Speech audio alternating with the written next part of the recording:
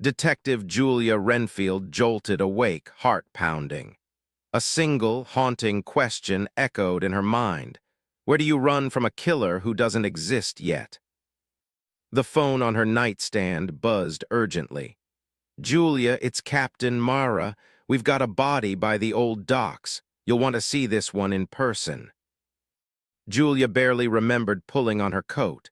She only knew that her nightmares had slipped into reality the moment she arrived at the scene. The victim lay on the cold pier, eyes wide open, as if in disbelief at the final blow. But the strangest clue of all was a small device clenched in the victim's hand, something that looked like a polished metal orb with electronic markings she had never seen before. It hummed softly, then went silent, leaving a hollow chill in the air. "What is that thing?" asked Officer Lee, standing beside her. "I don't know," Julia muttered, unable to tear her eyes away. "But it doesn't look like anything from around here." A flicker of blue light glimmered along the orb's surface and vanished. In that moment, Julia felt a creeping certainty. This was only the beginning. Something far bigger was lurking behind this murder.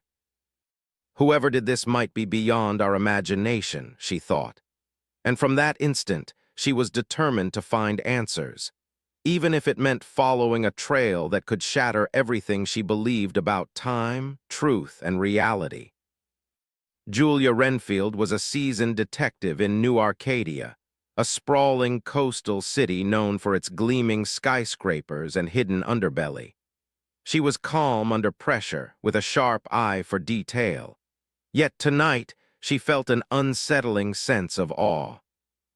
The victim, identified as a local researcher named Dr. Conrad Vale, was someone with no apparent enemies. The coroner reported he died of a single, precise stab to the heart. But the weapon left no typical entry wound, just a strange symbol burned into the skin, a tiny circle within a circle. As Julia examined the device found in his hand, she noticed it had no obvious seams or buttons. The metal surface was smooth, almost too perfect. When she tried to bag it as evidence, the orb flashed again, momentarily warming her fingertips. By the time she handed it to forensics, it was stone cold and lifeless, refusing to reveal any secret. To add to the growing mystery, cameras around the pier had all malfunctioned during the same half-hour window. No witnesses, no digital leads, just a single clue scrawled on a scrap of paper in Dr. Vale's wallet. "He's coming from the future. Stop him." Back at the station, Julia locked herself in a small interrogation room to pore over Dr. Vale's background. He was a biochemist with a reputation for cutting-edge research in nanotechnology, nothing that suggested time travel or futuristic devices. Yet the note implied something impossible. Sipping lukewarm coffee, she mulled over the improbable idea. A killer from the future. It defied all logic, but she couldn't shake the feeling of dread. To make matters stranger, the forensic lab reported that the metal orb was composed of materials they couldn't identify. It had an atomic structure that didn't match anything on record. It was as if it came from someplace else, or sometime else. They also discovered faint traces of Dr. Vale's DNA on it, as though he had been studying it or carrying it for a while. As evening fell, Julia's anxiety grew. She remembered the victim's terrified expression. He must have known something big, something that ended up costing his life. The next day, Julia visited Dr. Vale's apartment. It was tidy, almost too orderly, except for a locked drawer in his home office. A faint buzz echoed from inside. Using a hairpin, she finessed the lock. Inside, she found a worn leather journal stuffed with sketches that made her heart race, diagrams of possible time travel portals, cryptic notations about temporal anomalies, and references to a name, Project Chronos. The final pages showed a symbol identical to the burn mark on Vale's chest. Next to it was a scrawled note. H. Langford, Chronos Lab, 9:00 p.m. Before Julia could decipher more, her phone rang. Another body had been found halfway across the city. A chill clawed up her spine. If the killer really was from the future, it seemed they weren't done yet. The future, it can't be real, can it? She wondered, flipping one final page. A line in bold letters jumped out at her. The window opens at midnight. He arrives when the clock resets. Julia felt a sudden weight on her shoulders. The deeper she dug, the darker this puzzle became. Julia wasted no time racing to the new crime scene. The victim, a security guard, was found on the outskirts of the city. The same exact burn mark scarred his chest, a circle within a circle. Though cameras in the area were functioning, they somehow showed only static during the crucial moments. A passerby claimed to see a flash of bright light, like a lightning strike in clear skies, followed by a shadowy figure vanishing into thin air. That night, Julia found herself alone in the precinct's dim hallway, reviewing the footage. The static on the screen flickered, revealing a single frame that almost looked like a silhouette, a tall figure wearing what appeared to be sleek, futuristic armor. She only managed to see it for half a second before it dissolved into pixels. "What do you make of that?" asked Captain Mara, startling Julia from behind. Julia exhaled slowly. "Something we're not equipped to handle." Captain Mara studied her with concern. "We've never seen anything like this, but if Dr. Vale's notes are correct, this might be bigger than a simple homicide. Be careful." Determined to find answers, Julia visited the Chronos Lab, a facility rumored to specialize in cutting-edge temporal physics. There, she met Dr. Harold Langford, an old colleague of Dr. Vale. At first, he seemed defensive, eyes darting from side to side as if he expected someone to be listening. "Vale was on the brink of a breakthrough," Langford whispered. "He claimed he had proof someone from the future was here, said he'd found an artifact, that orb you must have seen." Julia nodded, staying calm. "He mentioned something called Project Chronos. What is it?" Langford hesitated, then finally explained that Project Chronos was a theoretical program studying temporal windows, brief openings in the fabric of time. Dr. Vale believed these windows could be accessed using advanced technology. When Julia pressed for details, Langford's phone buzzed. One glance at the screen and his face went pale. "They're watching," he said hoarsely. "We can't talk here." Julia followed him to a dark corridor, where he admitted that Dr. Vale had discovered a specific window due to open that very night at midnight, near the old industrial yard. He believed a traveler from decades in the future was using it to jump back and forth, eliminating anyone who got too close to his plan. Dr. Vale planned to record the event, but he was murdered before he could. As Langford finished, the corridor lights flickered. A scream rang out from the lobby. When they rushed in, a shadowy figure stood over a lab technician, the same chilling symbol seared into the victim's chest. Before Julia or Langford could react, a blinding flash erupted. By the time their vision cleared, the killer was gone. Silent. No footprints, no trace, just the echo of electricity in the air. Julia's heart hammered in her chest. "We need to stop this, now." Back at her apartment, Julia laid out all her evidence. Vale's notes, the metal orb, the cryptic diaries. She tried to piece together the killer's motive. Why these specific targets? Vale was a scientist. The security guard had no direct link, or did he? The lab technician. Each victim had some connection to the Chronos lab or the city's hidden experiments. A sudden thought made her blood run cold. What if the killer is eliminating anyone who knows about time travel? That might explain the pattern. But who would benefit from silencing them? As she sank deeper into her investigation, her phone buzzed. It was Officer Lee whispering nervously, "Detective, I have to show you something. It's about your father's old case files." Julia froze. Her father, also a detective, had died under suspicious circumstances years ago, claiming he had stumbled upon a government secret. Lee sent her a copy of a sealed file, revealing that her father had once crossed paths with Dr. Vale. They'd been investigating the same phenomenon, odd energy readings in the city. Her father had vanished soon after. His body was later found in a deserted alley, cause of death unknown. Emotions swirled within Julia. Had her father been on this same trail years before? She realized with a shock that the killer's symbol appeared in her father's final notebook entry. She had overlooked it at the time, dismissing it as a doodle. Now it meant everything. Determined to finally bring her father's case to rest, Julia vowed to uncover the truth, no matter how dangerous. She suspected the killer had come not just from the future, but possibly from a future version of someone she already knew. The suspicion gnawed at her. Anyone close to the case could be a traitor, or even the killer himself. As midnight approached, Julia and Dr. Langford drove to the old industrial yard. The place was deserted, silent except for a faint hum in the air. Clouds shifted overhead, revealing a pale moon that cast long shadows.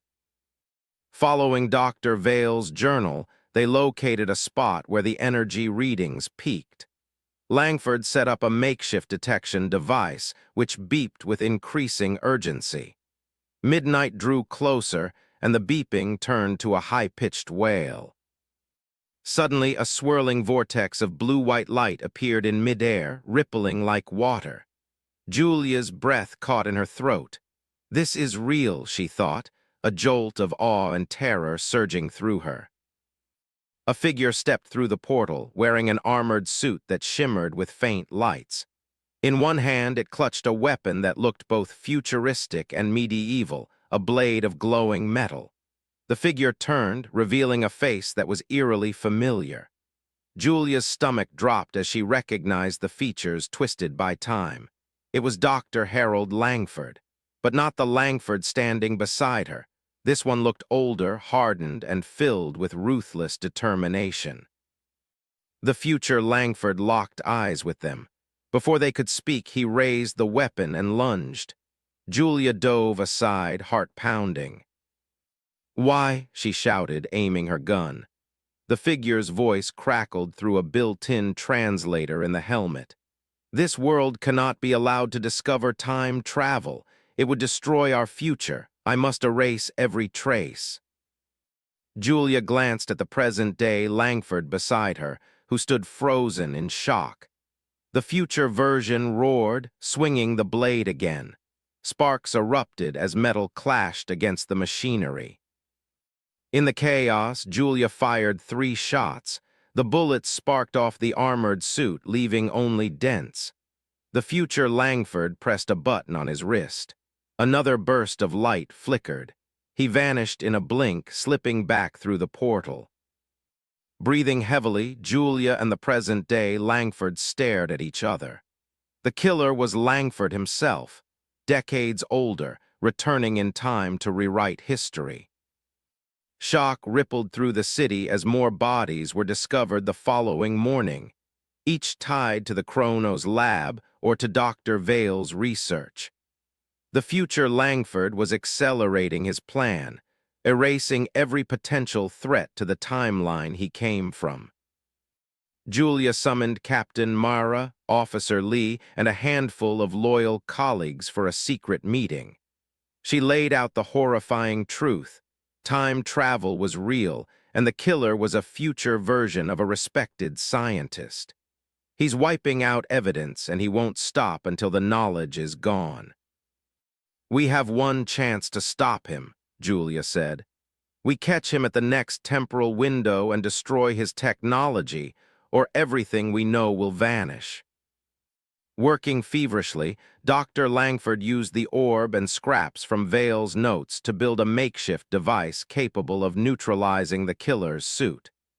It should emit an electromagnetic pulse, he explained, temporarily disabling his time jump mechanism. The plan was risky, temporal windows were unpredictable, and the future killer was cunning. But it was their only hope. The next opening was set for the following night at the abandoned Chronos lab testing chamber. Rows of flickering monitors lined the walls. When Julia and her team arrived, the air crackled with electricity. They spread out, each armed with standard-issue firearms and wearing protective gear. Dr. Langford held the EMP device, hands shaking. At precisely midnight, the portal materialized in the center of the chamber. Out stepped the armored figure, eyes blazing with a cold resolve. He raised his weapon, scanning the area. Julia and her team opened fire, bullets ricocheting harmlessly off his armor once again. "Now, Langford," Julia yelled. Present-day Langford activated the EMP. A blinding wave of energy surged across the room. Sparks danced over the future Langford's suit as the electronics short-circuited. He let out a roar of rage as he staggered. But he wasn't defeated yet. With a snarl, he hurled a small device onto the floor.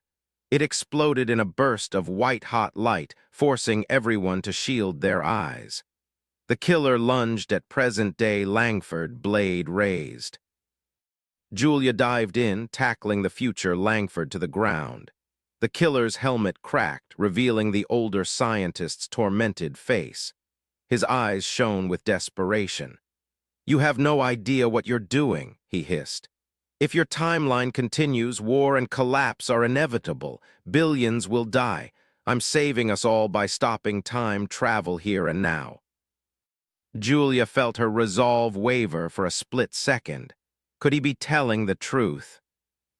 In that moment of doubt, future Langford pressed a hidden trigger on his suit. A recorded message played, flickering holographic images in the air. It showed a bleak future, cities in ruins, skies choked with smoke. Among the rubble stood monstrous war machines that seemed to rely on advanced technology derived from the Chronos discoveries. Millions fled in terror. "This is what your breakthroughs lead to," future Langford spat. "I sacrificed everything to come back and end this path." Julia's eyes filled with tears at the devastation shown. Then she noticed something crucial.